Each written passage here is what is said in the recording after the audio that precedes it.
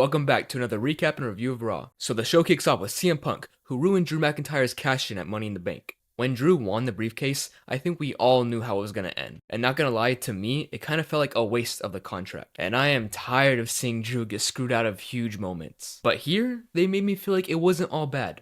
Once Seth came out, things got real. The promo between the two started off aggressive, but once they both explained their sides, Punk's being that Drew's wearing a bracelet with his wife's name on it, so he couldn't let him become champion. And Seth's being that Punk's interference also cost him winning the world title. So once they both got all that off their chest, things seemed like they might work out. But CM Punk cannot say sorry without ruining it immediately after. And everything falls apart with Seth saying that Punk is the most selfish man on the planet, and once he's cleared, he's gonna snap his arm and put him back on the shelf. This segment had amazing character work. You can see where both guys are coming from and how they accidentally cross paths in the worst way possible. S tier.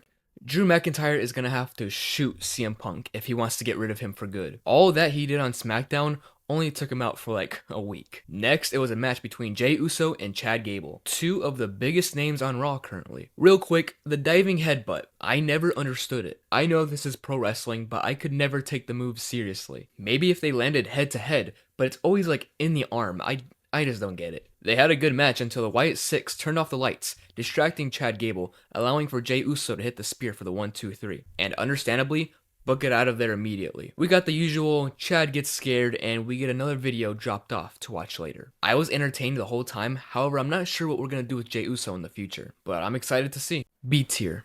Backstage, Sheamus is being congratulated on 15 years in the company. I know he watches these videos, so buddy, I'm really happy for you. But he's interrupted by Big Bronson Reed, who says Sheamus is in the past and he's the real future of the company. I can see it now.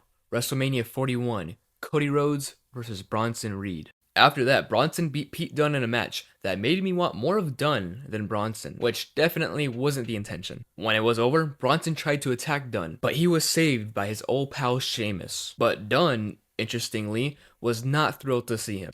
I'm not totally excited by this Bronson Reed and Sheamus feud, but I'm intrigued by some Brawling Brutes drama. C tier. Backstage again, Seth Rollins stops Damian to let him know he's honoring their gentleman's agreement. But since Priest once again retained due to some interference, and him feeling bad about that, he's letting Seth have another chance at the title after he defeats Gunther at SummerSlam, which is not happening. If Gunther actually loses that match, I will buzz cut my hair. I'm serious. Then Sami Zayn, who defeated Braun Breaker on Saturday to retain his Intercontinental Championship, was in the ring to yap about how he is no longer an underdog because he is the champion. I am really happy he said that. I was getting a little tired of him being presented that way. However, he's interrupted by Breaker, who unintentionally gave us the funniest moment of the entire episode.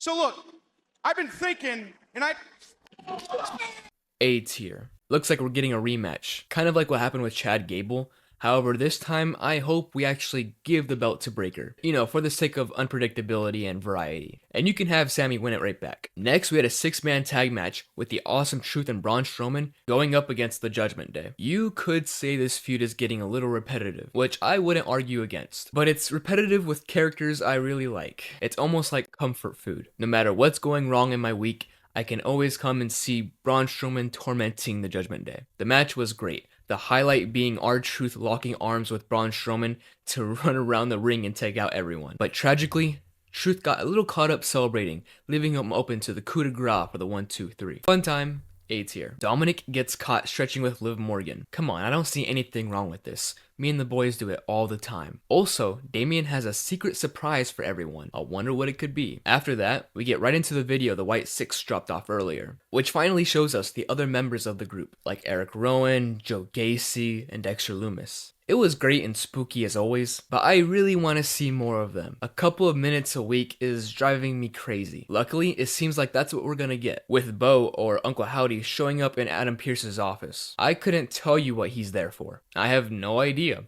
Something with Chad Gable maybe?